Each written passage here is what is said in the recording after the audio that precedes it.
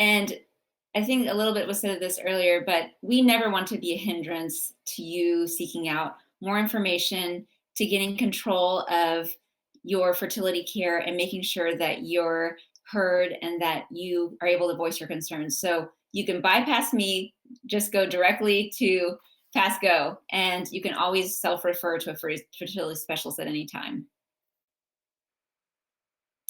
I get to see my patients about once a year, which doesn't seem enough. And I think that it's a lot to pack in 15 minutes. So at your annual exam may not be the best time to focus just on your reproductive care. Your reproductive care really deserves the time and the longer conversation to go over more extensively.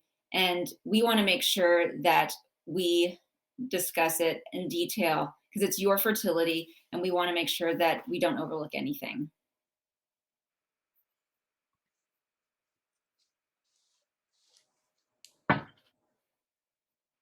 So some of the things that we go over once we've established this appointment is your menstrual history. Your periods are really important. There are literally hundreds of apps out there that allow you to track your menstrual history, to know how often you're having your period, how long it's happening, the symptoms associated with it. So it's a very good and important thing to track and have with you at that appointment. We'd like to know if you're tracking ovulation or if you're knowing or you're familiar with what the signs and symptoms are of ovulation. So bloating, sometimes some spotting, a little bit of breast tenderness, sometimes a change in your cervical mucus. These are all signs that you'd be looking for. It's important to know about any medical conditions that you might have. We know that you might not be your only medical provider, so we want to make sure that you let us know about diabetes, hypertension, anxiety, depression are really big things that we see, especially in the setting of COVID and all that's going on in the world. We need to know what medications you're on because it can affect your fertility and it can affect a subsequent pregnancy. So it's really important to bring up with your provider. A really hot topic right now are immunizations. And so we definitely should touch upon the COVID vaccine and the risk benefits and alternatives of that. I know that's something that's going to be discussed a little bit later in the summit as well. But other immunizations include making sure you're immune to the chickenpox virus, the rubella virus, the rubeola virus, which is in your MMR vaccines. A really sensitive topic that I know it's really hard for a lot of patients to bring up, but our previous history of drug, tobacco, and alcohol use, or maybe presently those are things that you're dealing with. So we want you to feel open to talking to us about it. We know that it's a struggle to bring it up, so please feel free to know that we are there to listen, and we don't want to have any barriers against you bringing that up with us. It's also great to be in optimal health and optimal weight. Some women that are struggling with weight, it can have an impact on their fertility. And then there's subsequent complications that can happen with pregnancy if one's body mass index is above normal. And then it's important to know what your family and genetic history might be. There are blood tests that we can do. You could sometimes be someone we need to refer to a genetic counselor. So that's something that we also need to gain when we're talking to you about your plans for fertility. And if you're already struggling with fertility, these are things we should be bringing up. We don't want to forget your partner. They're a very important person. So, and the reason is 40 to 50% of the time, there's a male factor issue involved. And sometimes we have to lean on our urological colleagues to help us out with this part of the workup and the treatment process.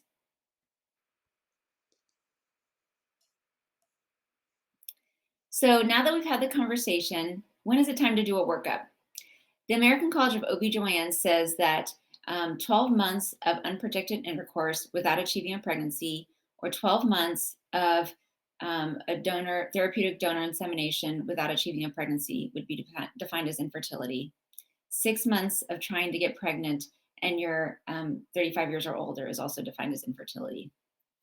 And 15% of couples suffer from this. So it's important that we as a physician help you identify if you're that person. And if you're that person and we haven't identified you, then you need to bring it up with us. And these are also guidelines. I have patients every day that don't fit into these guidelines. They're well under 35. They've only been trying for 4 to 5 months. but they are voicing a concern to me, and I want to hear them and want to make sure that their concerns are addressed. So sometimes if you fall out of these guidelines, that's okay. We can still address it and make sure maybe it's the appropriate time to do the workup, or maybe you're someone who needs to have immediate referral to a fertility specialist based on other things in your history. The women that we would be most concerned about needing an immediate workup or an immediate referral to a fertility specialist are those of us that are 40 or older, even if you're nearing 40, 38, 39, depending on how long you've been trying. I think it's a good idea just to get that conversation started so that it's not just a shock to your system when we make the recommendation. Those women that don't have a period or have them very infrequently, like our patients with PCOS, what we call hypothalamic amenorrhea, where they don't have a period, maybe except a couple times a year, they should probably see a fertility specialist sooner than later, or at the very least require a workup. Someone we identify have anatomical problems like tubal disease. They may have had a previous pelvic infection. They may have endometriosis. There may be a congenital anomaly that you never knew you had that we find out along the workup process. And those women should probably consider a referral sooner than later. Endometriosis, as I just touched upon, may lead to tubal disease. But even if your tubes are completely open and patent, some women have this subfertility because of the chronic inflammatory condition that endometriosis is. And we don't want to forget about the male factor component. So if there's any male factor issues identified on a semen analysis, then we'll make sure we lean on our urological colleagues to help us get that workup and treatment complete. So now that we've talked about whether or not you need the workup, it's time to do the testing. And it's hard being a patient. I hate being a patient. I had 3 babies and I hated sitting in that hospital gown and being vulnerable. And it's hard to undergo blood work and surgery, and it's not something that anyone wants to do, I think. But we all want you to be able to achieve that end goal. And so the basic workup that we start with is some blood work, and that would include baseline ovarian testing. Some of the terms that you all may be familiar with if you've gone through some of the process is this anti-Mullerian hormone level, which is just a blood test, a day 3 FSH and estradiol level, and then an ultrasound called an antral follicle count. We can assess your ovulatory function by way of blood work and ultrasound. And then there's a home kit that many of you may be familiar with called an ovular predictor kit that you can do in the comfort of your own home to make sure whether or not you're getting that ovulatory window. If we identify structural abnormalities, the ways that we would do that would be with ultrasound. Something called a hysterosalpingogram is another way to do that. And then sometimes there's a minor surgery that we can do to identify these. And then a semen analysis can be ordered by your gynecologist. You don't have to go to a urologist or have your partner go to a urologist or their primary care necessarily. We can order that for him and get that process rolling so there's no delay in diagnosing those disorders if they're there. So once the workup's done and maybe you need treatment, it's hard to be okay with the fact that that might be the next step. And some of the barriers that patients face are the economic barriers. And I think foundations like this are amazing that you are even in existence, because I think that if patients knew about it, that they would probably be a little bit more inclined to go see a fertility specialist. But the economic ramifications of month after month and cycle after cycle of this can really weigh on a couple and a patient. So I think that is not to go unnoticed. Unfortunately, insurance may or may not cover the workup and or treatment. And I think part of it is because infertility is not seen as a medical diagnosis by many. And if it were, then perhaps the insurance companies would be more inclined to cover it. There's still quite a bit of stigma associated with infertility treatments. And the unfortunate fact is that I think many patients look at having infertility as a failure. It's very isolating. It's isolating for them as the person and then them as a couple. And I think it's also hard for patients to move on to the next step because of those reasons. And then I think another reason why patients will start to have some psychological or emotional stressors, and then also relationship stressors, are because we don't see infertility as a medical condition. I think it would lessen some of the heavy psychological burdens that patients are facing and their partners are facing if maybe it was seen more of a medical diagnosis. There are sociocultural factors like women and couples of lower socioeconomic means, racial factors, and those of different sexual preferences that come into play. There are geographic barriers, such as limited access to care because of where you live. And then misperceptions is a big component of this. Sometimes I'll tell a patient about Clomid or Femara, or maybe they need to go see the fertility specialist as the next step, and they automatically think they're going to have twins or triplets just because they seek out some type of fertility treatment. And though twins or triplets are amazing and awesome and great to deliver, there's a huge fear behind those types of pregnancies, those high-risk pregnancies. There's also a misperception that just because we're referring you to see a fertility specialist, that you're going to get IVF and that's the rabbit hole that you're down now. But that doesn't mean that. Maybe you just need to talk about cryopreservation because you don't want to get pregnant for another few years. Or maybe there's other non-IVF routes that you can go and that you're still a candidate for. Maybe the workup's not complete. Maybe I didn't fully do my job and there's something that I overlooked that a fertility specialist would be able to pick up that I didn't. I don't think you can make a fully informed decision about whether or not infertility treatment with a fertility specialist is the way to go unless you go and have that consultation. The last thing that I wanted to go over were some of the common pitfalls that we as physicians fall into, and then I also think patients fall into. So one of them that I mentioned earlier is that we've got to start the conversation earlier. I should be asking you at your annual exam, when do you want to get pregnant, or are you interested in getting pregnant the next year? And you may say, well, I have an IUD or I'm on the pill, but maybe you're 35 or 36 and you should consider doing cryopreservation. So I think we need to start that conversation earlier, and that onus should be placed upon us. And if we haven't talked about it, we want you to bring it up with us. We also want to set expectations. Say that I've started treatment we've started treatment and you're doing Clomid or Femara or insemination. I think it's my job to let you know that I would only do this for 6 cycles, or what would my success rate be what would your success rate be expected to be after 3 cycles?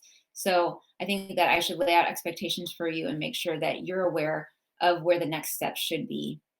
And I think if these sorts of things are not done, I might hinder the delay to getting you to a fertility specialist sooner than later. Some of the patient pitfalls that we see, and I'm sorry the last one got cut off there, but we want you to be your own advocate. I want you to speak up for yourself, and if you have concerns, then please tell me about them. Be informed. This summit is amazing, and I think whomever's on here, I think it's amazing that you guys are participating and informing yourselves, because this is at least the first step to that journey and making sure that you are taking and empowering yourself to get informed about this process. The sad truth about our healthcare is insurance. And I mean, part of the basis for this foundation is providing some grants to those that are unable to afford these services themselves. So understand your insurance, know whether or not the workup is covered, know if there's any treatment that's covered, and consider signing up for your company's FSA or Flex Savings Account, or HSA, which is a health savings account. These can be really valuable pre-tax options for you guys to set aside thousands of dollars that might be able to allow to offset some of the costs of these workup or treatment options. And then lastly, set expectations. We want you to go into this with the endpoint that you want to have a pregnancy, and at least try to explore that as the option that you're going for, and set the expectation for yourself. But sit down with your partner and have a frank conversation with them and see what their expectations are. I think some of the discord that couples face when they're going through this process is that each partner maybe has a different set of expectations. And I think you guys have to go through this together. Otherwise, it is pretty isolating and it adds to the stressors that you're already experiencing.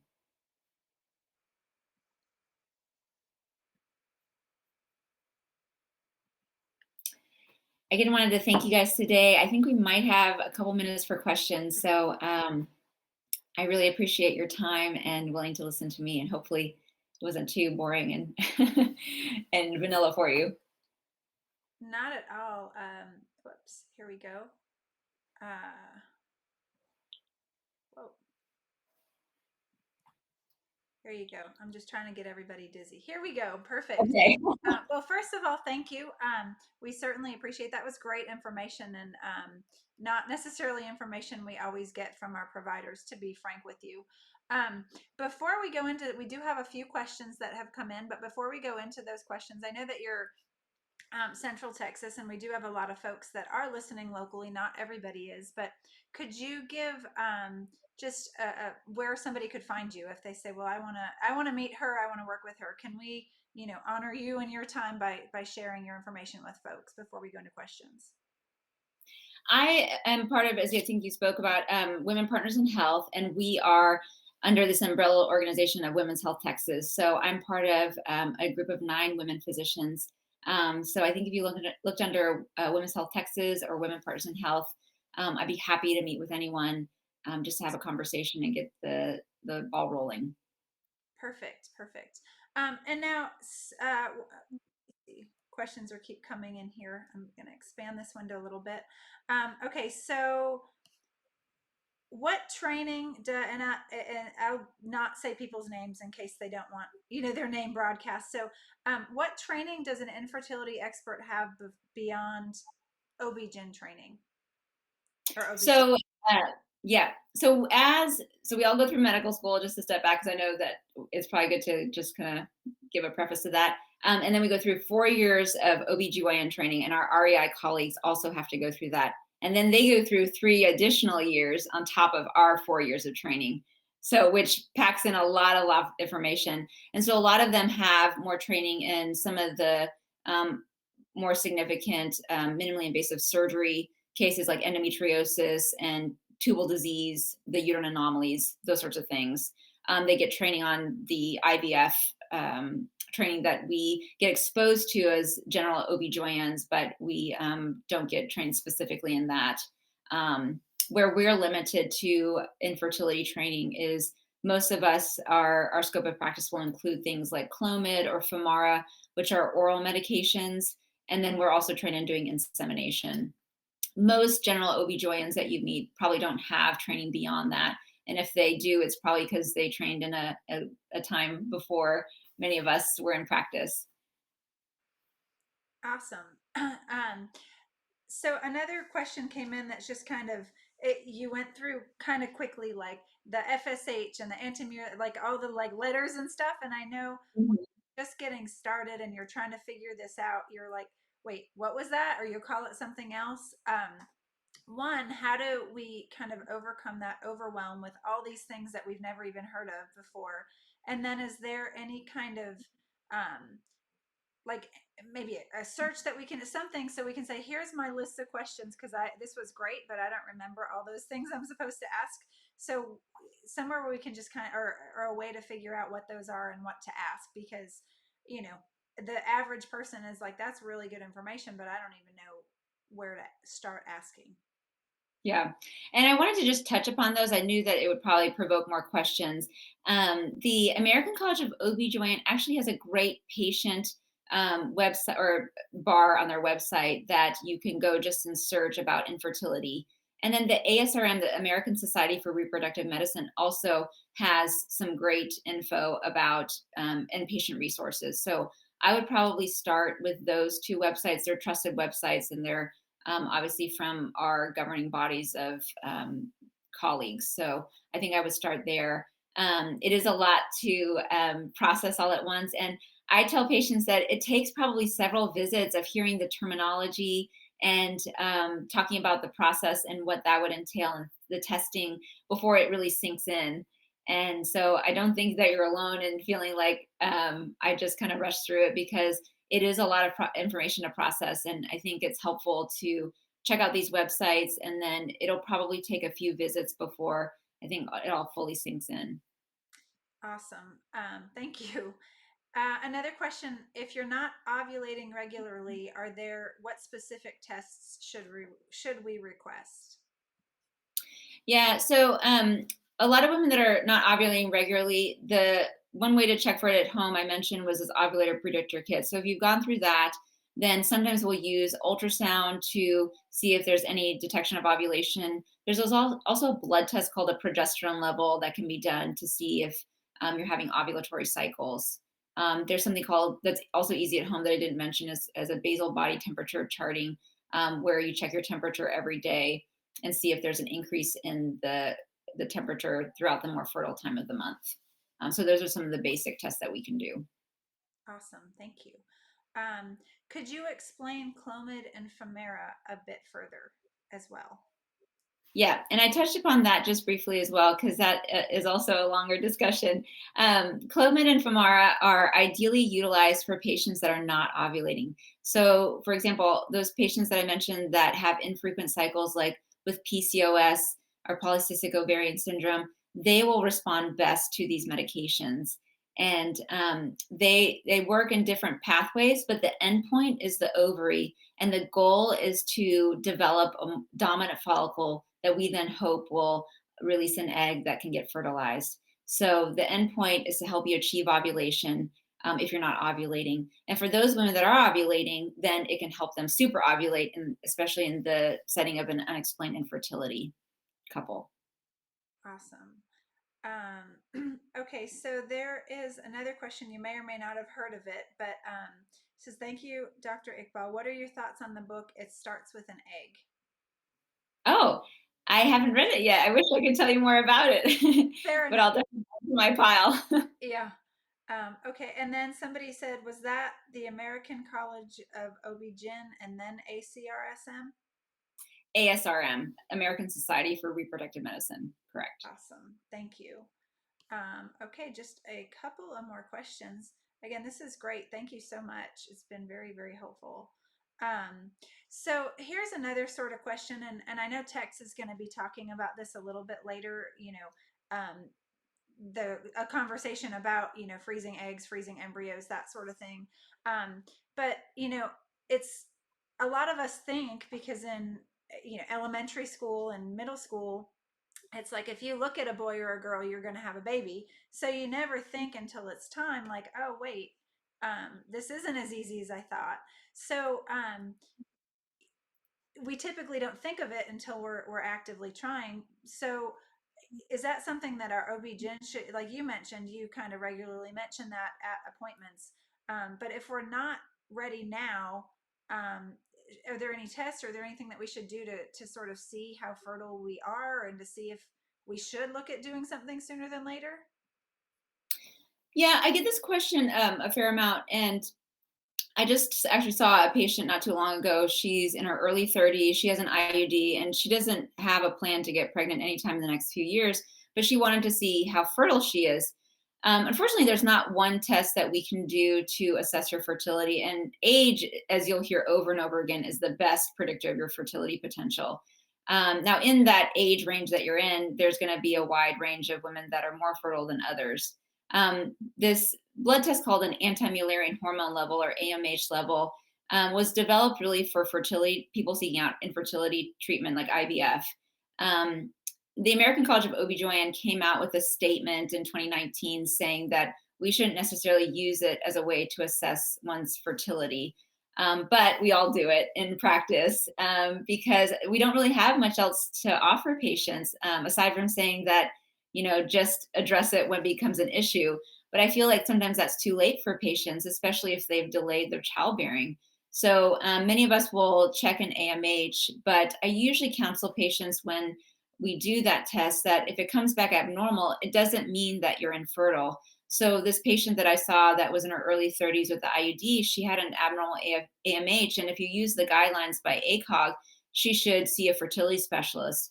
And ultimately, I recommended that she should have a consultation with one, but I wanted to make sure that she understood that there's so many other factors that come into play that affect our fertility. And so I wanted her to be aware that this was not something that meant that she was infertile, but it could help guide us to know well, maybe it's time to go talk to someone sooner than later. And also to make sure patients don't get overly anxious if it's abnormal, that there's other factors in play that may lead to the fact that you have no problem whatsoever getting pregnant. Awesome. Thank you. Well, I know we had quite a few questions, so I appreciate you. I'm checking to see if there's any remaining ones here. You covered a lot of great information. Is there any kind of last minute thoughts or things that you'd like to leave our folks with today and moving forward? I've learned over the years that I needed to listen to my patients more.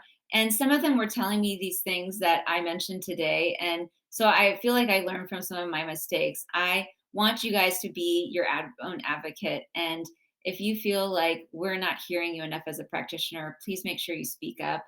And if you're not getting what you need from your practitioner, maybe go get a second opinion and see someone else. So don't feel like you are not heard. We want to make sure that we hear you and that we do the best thing for you. Awesome. Well, thank you so much. Lots of great feedback. We appreciate you being here to kick off the content portion of the event. And again, you can find her if you do a search for Austin Women's Partner in Health if you're local. And certainly you can still look her up and get some more information from her as well. So thank you so much. I hope you have a great rest of your day. We appreciate your time. Thank you. Thanks so much for letting me be here. All right. Have a great day. Bye bye. Bye bye.